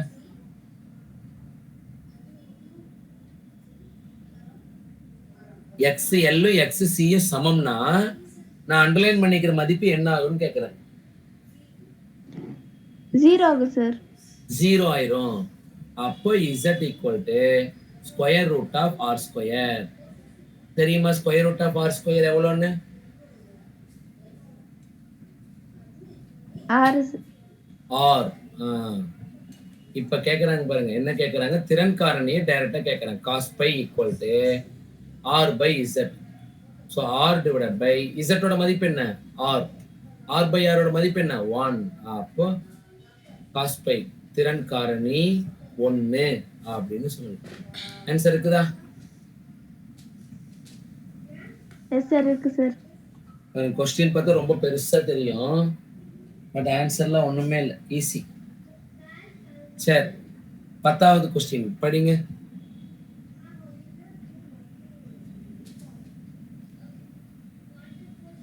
ஒரு தொடர் ஆர்எல் சுற்றில் மின்தடை மற்றும் மின்தூண்டல் மின்மறுப்பு இரண்டும் சமமாக உள்ளன. சுற்றில் மின்னழுத்த வேறுபாடு மற்றும் மின்னோட்டம் இடையே உள்ள கட்ட வேறுபாடு. ஒரு ஆர்எல் சுற்றுன்னு எடுத்துட்டாங்க அப்படின்னா மின்தடையும் மின் தூண்டி மட்டும்தான் சுற்றுல இருக்கிறாங்க. அப்ப இந்த சுற்றுல மின்தடையும் மின் தூண்டல் மறுப்பு ரெண்டுமே சமமா இருக்கு அப்படின்னு சொன்னால் மின்னோட்டத்துக்கும் மின்னழுத்தத்துக்கு இடையில கட்ட வேறுபாடு என்னவா இருக்கும்னு கேட்கறாங்க. பாருங்க, இப்பதான் நம்ம கட்ட வேறுபாடு கண்டுபிடிக்கிறதுக்கு ஒரு ஃபார்முலா பார்த்தோம். அதாவது phi equal to tan inverse of 6 L மட்டும்தான் இருக்கு, மின்தேக்கி இல்லை. அதனால இது எப்படி எழுதிக்கலாம்னா XL டிவைடட் பை R அப்படின்னு எழுதி. இப்ப என்ன சொல்லிட்டாங்கன்னா XL-ம் R-ம் சமம்னு சொல்லிட்டாங்க. அப்படின்னா by equal to tan inverse of XL-க்கு பதில் R எழுதிட்டோம்னா R by R அப்படின்னு எழுதலாம். அப்படின்னா tan இன்வர்ஸ் ஆஃப் 1. tanல எங்க 1 வரும்னு தெரியுமா? tan தீட்டால எந்த மதிப்புக்கு? தீட்டாவோட எந்த மதிப்புக்கு? Pi by 4 sir. 45 டிகிரி அல்லது பை பை 4 அப்படின்னு சொல்லலாம். சரிங்களா? ஆன்சர் இருக்குதா?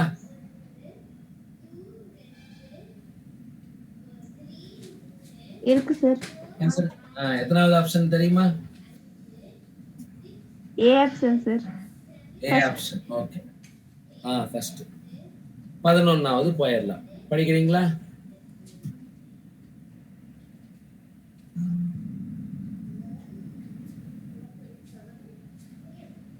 பத்தாவது கொஸ்டின் படிங்க. ஒரு தொடர் ஆர்எல்சி சுற்றில் 100 ஓம் மின்தடைக்கு குறுக்கே உள்ள மின்னழுத்த வேறுபாடு 40 வோல்ட் ஆகும். ஒத்ததிர்வு அதிர்வெண் ஒமேகா ஆனது 250 radius divided by second. C இன் மதிப்பு 4 μF எனில் எல்லுக்கு குறுக்கே உள்ள மின்னழுத்த வேறுபாடு. அந்த ஒமேகா ஆனது 250 ரேடியன் பெர் செகண்ட் படிக்கணும். 250 ரேடியன் பெர் செகண்ட். அந்த 4 μF அப்படின்னு படிக்க கூடாது. படிக்கும்போது 4 மைக்ரோஃபாரட் அப்படின்னு படிக்கணும். எழுதும் போது நம்ம μF எழுதுறோம். படிக்கும்போது 4 மைக்ரோஃபாரட் அப்படின்னு படிக்கணும். சரிங்களா? சரி, இப்ப இந்த எல்லுக்கு குறுக்கே மின்னழுத்த வேறுபாடு என்ன இருக்கும் அப்படின்னு கேக்குறாங்க. சரி, நம்ம இதை அடுத்த பேஜ்ல போட்டுக்கலாம். 10வது 1 மார்க்கா? 11வதா? 11வது 1 மார்க். என்ன சொல்லிக்கிறாங்கன்னு பாருங்க. முதல்ல இவங்க சி கொடுத்துருக்குறாங்க, எல்லுக்கு குறுக்கே மின்னழுத்த வேறுபாடு என்னன்னு கேட்கிறாங்க. இப்ப இந்த மின்னழுத்த வேறுபாடு எல்லுக்கு குறுக்கே அப்படின்னு சொன்னால் நமக்கு VL ஈக்குவல் டு IXL தெரியும். XLங்கிறது அவங்க கொடுக்கவே இல்லை, ஐங்கிறதும் அவங்க கொடுக்கவே கிடையாது. அப்ப எனக்கு முதல்ல ஐய கண்டுபிடிக்கணும், அப்புறம் XL கண்டுபிடிக்கணும். சரி, XL எப்படி கண்டுபிடிக்கலாம் அப்படின்னு கேட்டால் இங்க ஒரு கொஸ்டின் சொல்லிட்டாங்க. என்னன்னா ஒத்ததிர்வு அதிர்வென்னு சொல்லிட்டாங்க. என்ன கொடுத்தாங்க? ஒத்ததிர்வு அதிர்வென்னு சொல்லிட்டாங்க. அப்ப இங்க பாருங்க, இதை வச்சுட்டு என்னங்க சார் பண்றதுன்னு கேட்டா XL வேணும்னா ஒமேகா L வச்சு போடலாம். ஒமேகாவோட மதிப்பு அவங்க கொடுத்துட்டாங்க 250 ரேடியன் பர் வினாடின்னு கொடுத்துட்டாங்க. ஆனா எல்லோட மதிப்பு அவங்க கொடுத்துருக்குறாங்களான்னு பார்க்கலாம். முதல்ல எல் கொடுத்துருக்குறாங்களா? எல் வந்து கொடுக்கவே கிடையாது. ஆனா எல்லுக்கு பொதுவா சியோட மதிப்பு கொடுத்துருக்குறாங்க. இப்ப நான் என்ன பண்ணணும்னு கேட்டா ஒத்ததிர்வு அப்படின்னு சொன்னால், ஒத்ததிர்வு அப்படின்னு சொன்னாலே XLும் XCயும் சமம். அப்ப XL கண்டுபிடிக்கிறதுக்கு எனக்கு L தெரியாது, ஆனா XC கண்டுபிடிக்கலாமான்னு கேட்டா XC ஈக்குவல் டு 1/ωc போடலாம். பாருங்க, ஒமேகாவை எனக்கு தெரியும், சியும் தெரியும். அப்போ ஒமேகா டிவைடட் 1/ωக்கு பொதுவா 250 எழுதிக்கலாம். அப்ப சி என்ன கொடுத்துருக்குறாங்க? சியோட மதிப்பு 4 மைக்ரோஃபாரட். மைக்ரோனா 10⁻6. அப்ப 4 × 10⁻⁻6. அப்ப பாருங்க, XC ஈக்குவல் டு 1/250 4ஆல பெருக்குனா எவ்வளவுன்னு தெரியுமா?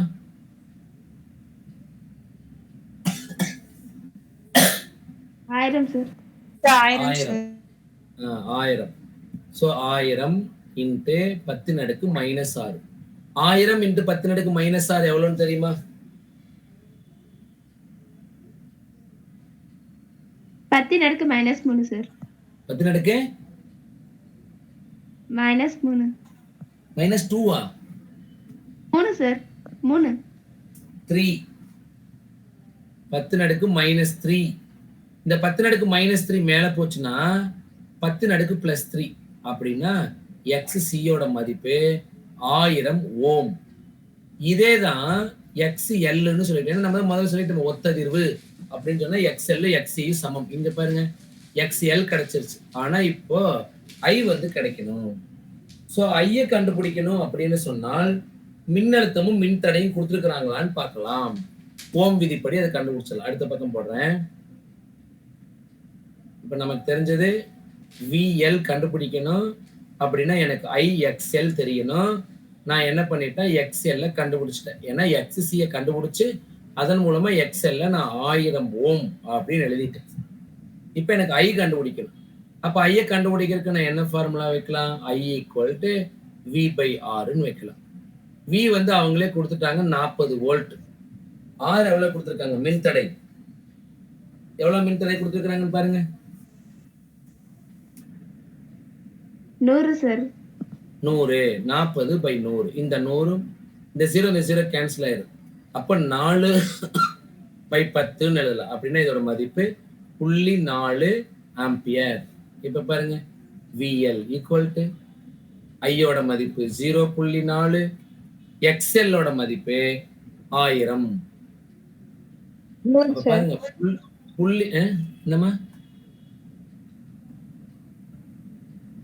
4 வருமா? 0.4 1000ஆல பெருக்குனா 4 1000ஆல பெருக்குனா 4000. 0.4 1000ஆல பெருக்குனா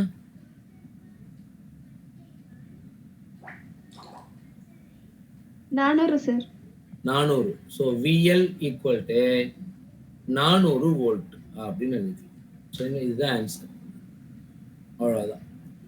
ஆப்ஷன் இருக்குன்னு நினைக்கிறேன். எத்தனாவது ஆப்ஷன்னா சி ஆப்ஷன்.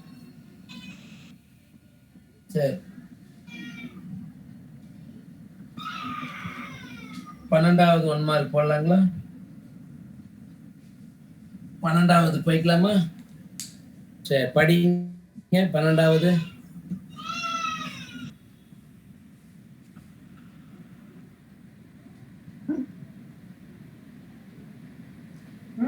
ஒரு 20 mH மின்தூண்டி சாமி 50 MH எம்னா இந்த இடத்துல மில்லி, அப்ப 20 மில்லி ஹென்றி. ஒரு 20 மில்லி ஹென்றி மின்தூண்டி 50 நியூ ஃபாரடே மின்தேக்கி மற்றும் 40 ஓம் மின்தடை ஆகியவை ஒரு மின்னியக்கு விசை V = 10 sin 340 t 340 t கொண்ட மூலத்துடன் தொடராக இணைக்கப்பட்டுள்ளது. ஏசி சுற்றில் திறன் இழப்பு. ஏசி சுற்றில் திறன் இழப்பு எவ்வளோ அப்படின்னு பார்க்கணும். இது பாருங்க 50 μF அப்படின்னு சொல்லக்கூடாது, 50 micro farad. Farad FARAD farad. ஃபேரடுங்கிறது மின்தேக்கியின் அலகு அப்படின்னு சொல்லுவோம். இப்போ இதுல வந்து என்ன கேட்குறாங்கன்னா திறன் இழப்பு கண்டுபிடிக்க சொல்றாங்க. நமக்கு திறன் இழப்பு வேணும் அப்படின்னு சொன்னா ஒரு ஏசி சுற்றுல திறன் இழப்பு அப்படின்னு சொன்னால் P = IRMS square into R அப்படின்னு போடலாம். R அவங்க கொடுத்துட்டாங்க, ஆனா நம்மளுக்கு IRMS தெரியாது. அப்போ IRMS கண்டுபிடிக்கணும் அப்படின்னு சொன்னால் IRMS = VRMS / Z அப்படின்னு தெரியும். இதை ஏசி சுற்றுல போடுறோம். I = V/R போடுறோம் இல்லைங்களா? ஏசி சுற்றுல எழுதும் போது IRMS = VRMS / Z அப்படின்னு எழுதலாம். அப்போ Z கண்டுபிடிச்சிடலாம். Z = √R² plus XL minus XC whole². ஆனா பாருங்க XL கொடுக்கல, XC கொடுக்கல. இப்ப ஒவ்வொன்றா கண்டுபிடிச்சிட்டே வரணும். அப்போ XL வேணும்னா ωL வச்சுக்கலாம். இவங்க ஒரு ஈக்குவேஷன் கொடுத்துருக்குறாங்க. V = 10 sin 340 t. இத ஈக்குவேஷனை எழுதணும்னா V = V0 sin ωt. இந்த ஈக்குவேஷன் தான் அப்படி எழுதிக்கிறேன். இப்ப பாருங்க ஒமேகா இருக்க வேண்டிய இடத்துல என்ன இருக்கு? ரெண்டு ஈக்குவேஷனை கம்பேர் பண்ணி பாருங்க. ஒமேகாக்கு பொதுவா என்ன இருக்குன்னு பாருங்க. 340 சார். 340. மின் தூண்டி மதிப்பு எவ்வளவு கொடுத்திருக்காங்கன்னு பாருங்க.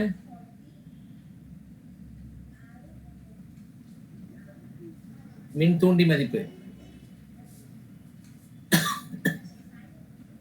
क्वेश्चन கொடுத்திருப்பாங்க பாருங்க. மின் தூண்டி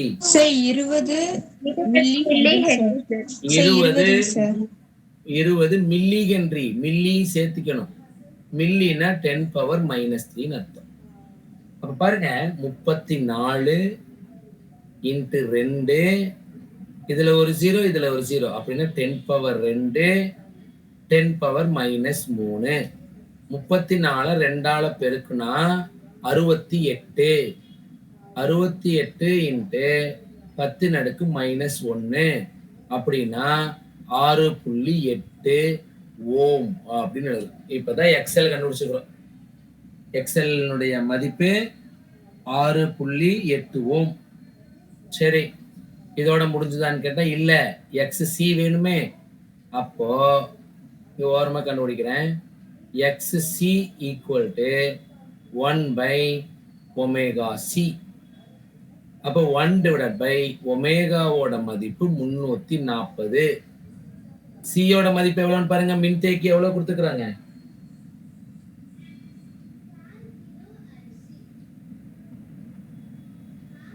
மின்தேக்கி 50. ஆமாங்க சார். 50 மெகா இல்ல மைக்ரோ.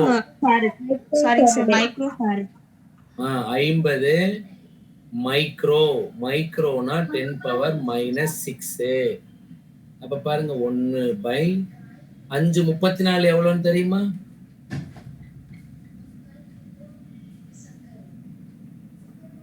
5 34 5 4 20 மிச்சம் 2 5 3 15 17 170. 170 ஆல்ரெடி இங்க ஒரு 0 இங்க ஒரு 0 இருக்கு பாருங்க.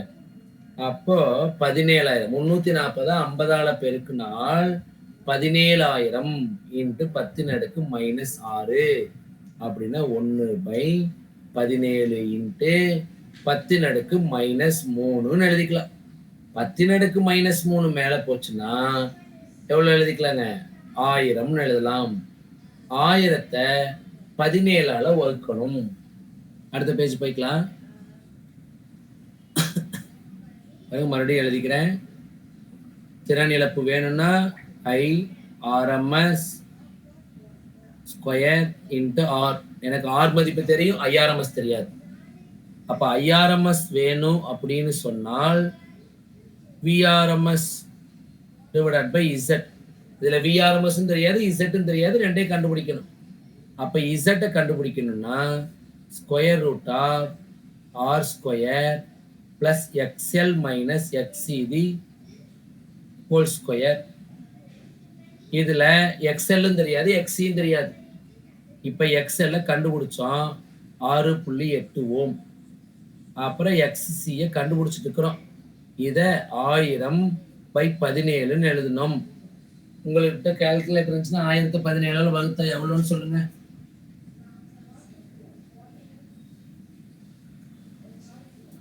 சார் மொத்தம் 142.9 வருதுங்க சார். இல்ல 1017 வகுத்தா 140 வராதே. 100ல 5 இருக்குமா? ஆமாங்க சார், 58.8 வருதுங்க சார். 58.8 அப்படின்னு வச்சுக்கோ. 58.8 ஓம். இப்ப பாருங்க Z கண்டுபிடிச்சிடலாமா?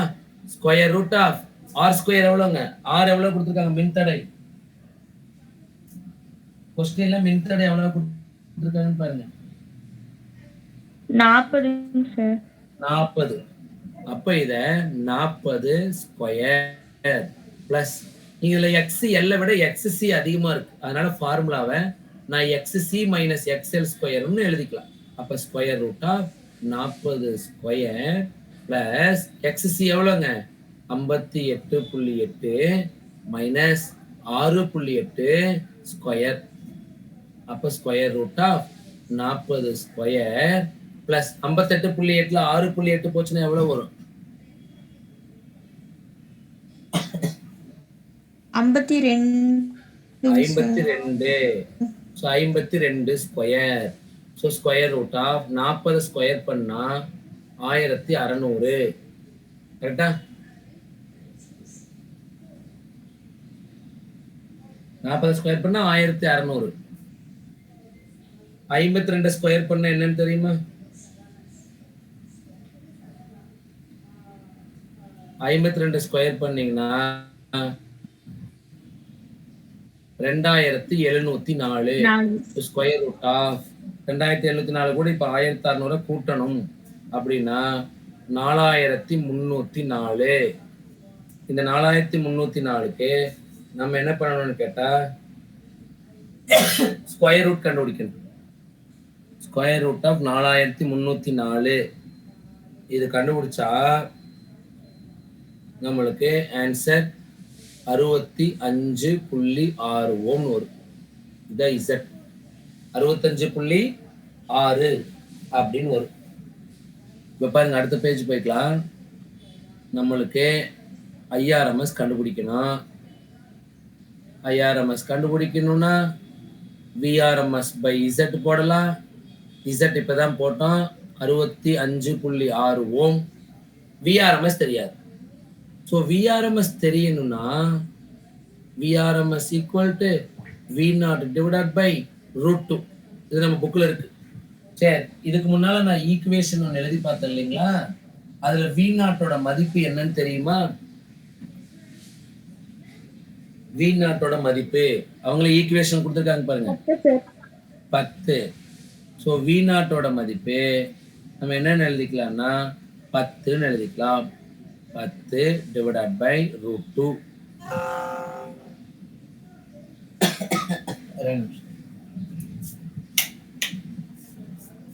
So 10 divided by √2. √2 value பாருங்க, நான் இங்க எழுதுறேன். 1/√2 வேல்யூ 0.707. அப்படின்னா 10 into 0.707 எழுதினோம்னா விஆர்எம்எஸ் ஓட மதிப்பு 7.07. விஆர்எம்எஸ் தெரிஞ்சிருச்சு. இப்போ ஐஆர்எம்எஸ் போட்டோம்னா IRMS equal to VRMS by Z 7.07 divided by 65.6. நமக்கு கால்குலேட்டர்லாம் தரமாட்டாங்க, லாக் புக் தான் தருவாங்க. லாக் புக்ல இதை யூஸ் பண்ணிக்கலாம். சார் நீட்ல இப்படி கேட்டா என்ன பண்றது? இந்த மாதிரி எல்லாம் கேட்க மாட்டாங்க, ஈஸியா கேன்சல் ஆகிற மாதிரி கேட்பாங்க. பப்ளிக் எக்ஸாம்ல வேணா நம்ம கேட்கலாம், பட் லாக் புக் யூஸ் பண்ணிக்கலாம். சரிங்களா? அப்போ 7.07 65.6 வகுத்தால் நமக்கு 0.108 கிடைக்கும். நான் கால்குலேட்டர்ல போட்டு பார்த்துட்டேன். ஸோ அதனால 0.108 கிடைக்குது. அப்ப பாருங்க, ஐஆர்எம்எஸ் தெரிஞ்சிருச்சு. இப்போ நமக்கு திறன் இழப்பு. அப்போ IRMS square into R. IRMS இப்பதான் கண்டுபிடிச்சோம், 0.108. இதை ஸ்கொயர் பண்ணணும். இன்ட்டு ஆரோட மதிப்பு 40. இப்போ இங்க பாருங்க, 0.108 ஸ்கொயர்னா இன்னொரு 0.108 இன்ட்டு 40. அப்போ இதை மல்டிப்ளை பண்ணோம்னா 1.08 இன்ட்டு, இல்லைன்னா இப்படி எழுதிக்கலாம், 108 இன்ட்டு 108 இன்ட்டு எத்தனை ஸ்தானத்துல புள்ளி வச்சிருக்கிறோம்? 108 எழுதுறதுக்கு 3 ஸ்தானத்துல புள்ளி வச்சிருக்கிறோம். ஸோ 2 108லையும் பார்க்கும்போது 6 ஸ்தானம், அப்படின்னா மொத்தம் 10⁻⁻6. இதை 40ன்னு எழுதிக்கலாம். இப்ப 108 ஸ்கொயர் பண்ணணும். எழுதிக்கலாமா? 108 ஸ்கொயர் பண்ணி இங்கே எழுதிக்கலாமா? 108 ஸ்கொயர் பண்ணா 8 8 64. 0வால பெருக்குனா அப்படியே 6 வந்துடும். ஸோ 8, அப்புறம் 3 0, அப்புறம் 108. இதை கூட்டினோம்னா 4 6 16 மிச்சம் 1 இதுக்குள்ள வரும். இதை 40ஆல பெருக்கணும். அப்ப பாருங்க, இங்க எழுதுறேன் நானு 1 1 6 6 4 40ஆல பெருக்கிறேன். 4ஆல பெருக்கி ஒரு 0 சேர்த்துக்கலாம். 4 4 16 மிச்சம் 1, 4 6 24 1 5 25 மிச்சம் 2, 6 4 24 24 2 26 மிச்சம் 2, 4 2 6 4 அப்படின்னு எழுதலாம். அப்ப என்ன வருது? அப்ப இங்க ஒரு 0 சேர்க்கணுமா? 4, ஏன்னா 40ஆல பெருக்கிறோம். 4 6 6 5 6 0 இன்ட்டு 10⁻⁻6. பாருங்க, 1 2 3 4 5 6 6 ஸ்தானம் முன்னால போயிடுச்சுன்னா 0.4 அப்படின்னு வரும். 0.4 அப்படின்னு வரும். அப்ப 4 6 வாட் அப்படின்னு எழுதணும். இதை திறன் இழப்பு. இருக்குதான்னு பாருங்க, இருக்குதா ஆன்சர்? 2 ஸ்தானத்தோட நிறுத்திட்டாங்க. இதுல ஏதாவது புரியலன்னா கேளுங்க. இது கொஞ்சம் பெரிய கொஸ்டின் தான். 13வது பாருங்க, ஐஐடியில கேட்டிருக்காங்க இந்த கொஸ்டின். 12 புரியலன்னா கேளுங்க. 13 நான் இப்ப போயிடுறேன். ஒரு சுற்றில் மாறுதிசை மின்னோட்டம் மற்றும் மின்னழுத்த வேறுபாட்டின் கனநேர மதிப்புகளை கொடுத்துட்டாங்க. ஐயின் மதிப்பு கொடுத்துட்டாங்க, விங்கிற மதிப்பு கொடுத்துட்டாங்க. சுற்றில் நுகரப்பட்ட சராசரி திறன் என்னன்னு கேட்கிறாங்க.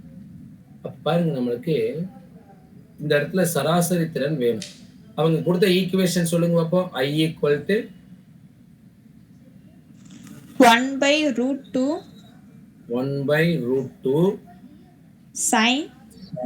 sin into 100 fighting sir 5t ampere. V equal to அதே மாதிரி பாருங்க, 1/√2 sin 100 πt. இதோட நிறுத்தல, பிளஸ் கட்ட வேறுபாடு கொடுத்துட்டாங்க. எவ்வளோன்னு கேட்டா π/3 வோல்ட் அப்படின்னு கொடுத்துட்டாங்க. என்ன கேட்கறாங்கன்னா சராசரி திறன் PAV. இதுக்கு ஒரு ஃபார்முலா இருக்கு. என்னன்னா IRMS into VRMS into cos phi. இதுதான் ஃபார்முலா. அப்ப IRMS வேணும்னா I0 டிவைடட் பை √2 எழுதலாம். VRMS வேணும்னா V0 டிவைடட் பை √2 எழுதலாம். காஸ் பை வேணும் பாருங்க, இங்க 100 பை டி, இங்க 100 pi t plus pi by 3 இருக்கு. அப்படின்னா காஸ் பை பை 3 அர்த்தம். இப்ப I0 மதிப்பு என்னன்னு உங்களுக்கு தெரியுமா? இதுல I0 மதிப்பு V0 மதிப்பு என்னன்னு தெரியுமா?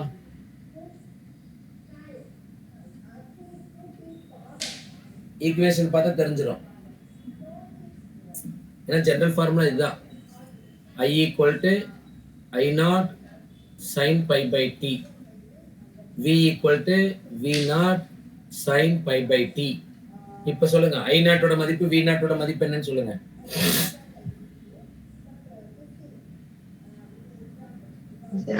One by √2 sir. I0 மதிப்பு 1/√2 divided by √2. V0 மதிப்பு 1/√2 divided by √2. எழுதிக்கலாமா? cos pi by 3. யாருக்கும் தெரியுமா cos pi by 3 எவ்வளோன்னு? pi by 3னா cos 60 இல்லைங்களா? cos 60 மதிப்பு 1/2. அப்ப இங்க பாருங்க, மேலுக்கு √2 கீழே இறங்குது. அப்போ 1/√2 into √2 into 1/√2 into √2 into 1/2. அப்போ √2 into √2, √2 பெருக்குனா எவ்வளவுன்னு தெரியுமா? 2 sir. 2. So 1/2 into 1/2 into 1/2. அப்ப எவ்வளவு வரும்? 2 2 4 4 2 8. So 1/8 what. இதுதான் PAV. ஆன்சர் இருக்கும் பாருங்க. இருக்குதா ஆன்சர்? இருக்கு sir. 1/8.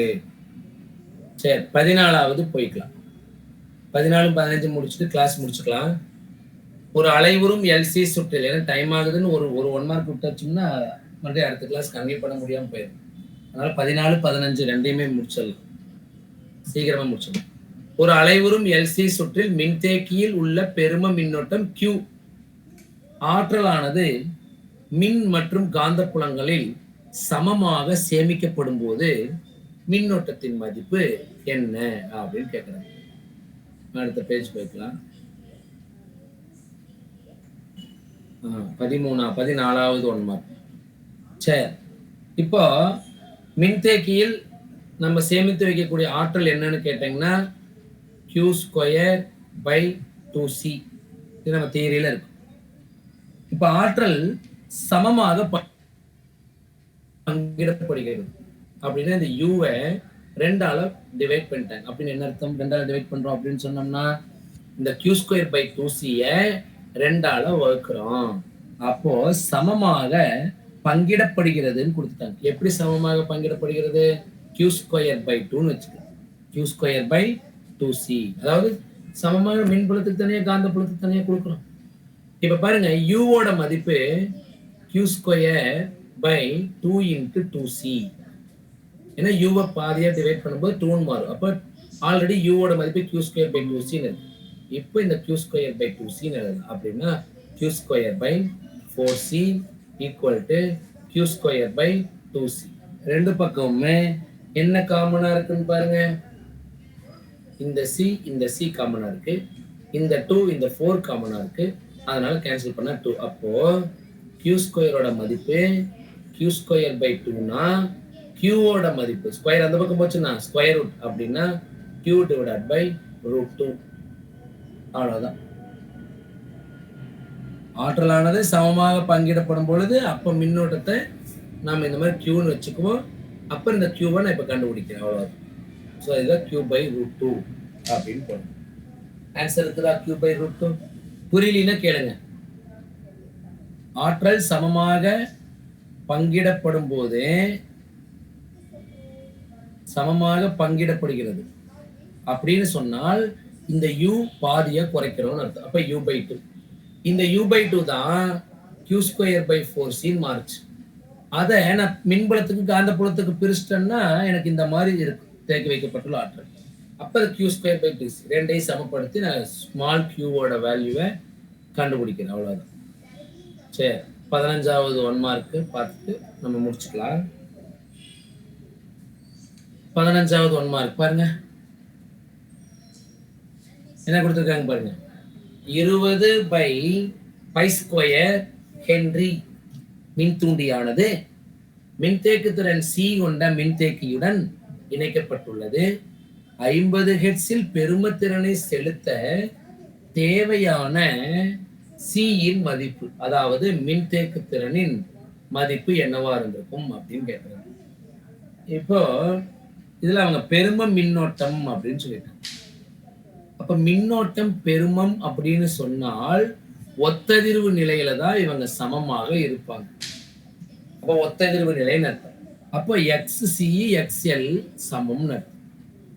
XL equal to XC எழுதிக்கலாம். XL நான் ஒமேகா எல்னு எழுதுவேன். XC நான் 1/ωc அப்படின்னு எழுதுவேன். இப்போ எனக்கு இந்த C-யோட மதிப்பு என்னவா இருக்குன்னு கேட்குறாங்க. அப்போ குறுக்கு பெருக்கல் பெருக்கலாமா? C தான் எனக்கு வேணும். அப்போ C equal to 1/ω into ωL எழுதுவேன். அப்போ 1/ω² எழுதிக்கலாம். ஒமேகாவை நம்ம சைடில் எழுதுறோம் பாருங்க. Omega equal to 2πf. ஏன்னா அதிர்வெண் தான் கொடுத்து கேட்குறாங்க, டைரக்டா கோண அதிர்வெண் ஒமேகாவை கொடுக்கல.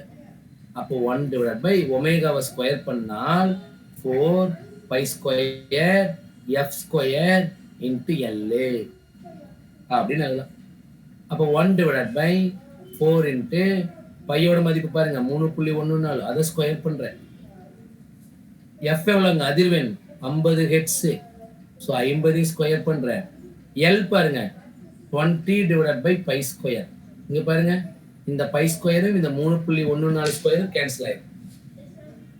அப்போ இங்க மிச்சம் இருக்கிறது பாருங்க, நான் இங்க எழுதுறேன். C-னுடைய மதிப்பு 1/ எப்படியெல்லாம் இருக்குன்னு பாருங்க. 4 50 ஸ்கொயர் பண்றோம். 50 ஸ்கொயர் பண்ணா 2500. கரெக்டா? 50 ஸ்கொயர் பண்ணா 2500 இன்ட்டு 20. 4 இன்ட்டு 2500. 4 2500 எவ்வளோன்னு தெரியுமா?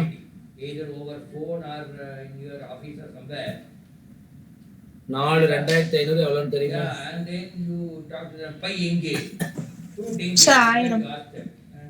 10,000 sir. 10,000. C equal to 1/4 into 2500 into 20. So 1/4 2500 10,000 into 20. இப்போ மொத்தமாக பாருங்க 1 2 3 4 5 0 இருக்கு. அப்படின்னா 1/2 இன்ட்டு 10⁻5. 1/2ன்னு போட்டிங்கன்னா 0.5.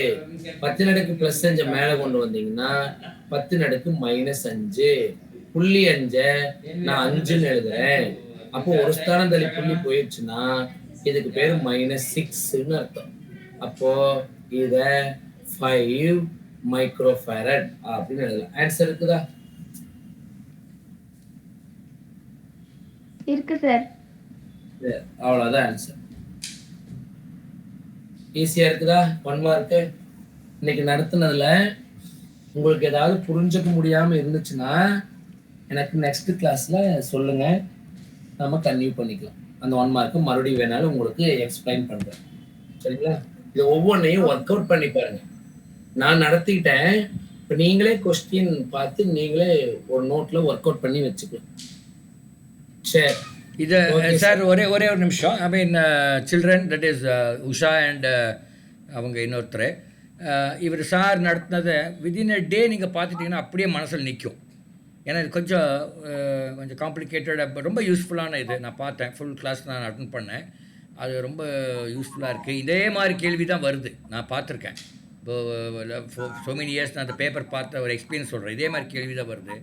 இட்ஸ் குட் தட் சார் இந்த மாதிரி எடுக்கிறது எனக்கு ரொம்ப சந்தோஷமாக இருக்குது, நல்லா இருக்குது. ஸோ குழந்தைகளா, நீங்கள் விதின் அ டே நீங்கள் அப்படியே ஒரு கிளான்ஸ் பார்த்துருங்க. மறுபடியும் எல்லா கேள்வி பார்க்கக்கூடிய எது உங்களுக்கு டஃப்னு நினைக்கிறீங்களோ அந்த கேள்வியாவது பார்த்துருங்க. அப்போ உங்களுக்கு அப்படியே நிற்கும் மனசில் நின்று. அப்புறம் நீங்கள் மறுபடி பார்க்க வேண்டியதில்லை. So that is important thing. Okay sir, thank you sir. ஓகேங்க சார், ஓகே.